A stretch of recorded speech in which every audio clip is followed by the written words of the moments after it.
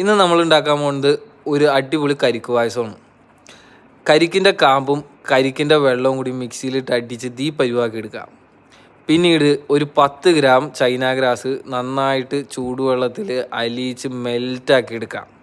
അതിനകത്തേക്ക് ബാക്കി വന്ന ആ കരിക്ക് വെള്ളം ഒഴിക്കുക, നന്നായിട്ട് ഇളക്കി കൊടുക്കുക. പിന്നീട് ഇത് നേരെ ഒരു പ്ലേറ്റിലേക്ക് മാറ്റി ആറിയതിന് ശേഷം കട്ട് ചെയ്തെടുക്കാം.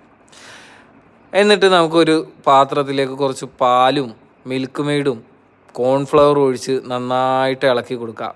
ഇതൊന്ന് ചൂടായി വരുമ്പോഴത്തേക്കും നമുക്കതിനകത്തേക്ക് കരിക്കിൻ്റെ പേസ്റ്റും പിന്നെ ആ നമ്മളുണ്ടാക്കിയ കരിക്കിൻ്റെ കഷ്ണങ്ങളും ആഡ് ചെയ്ത് കൊടുക്കാം.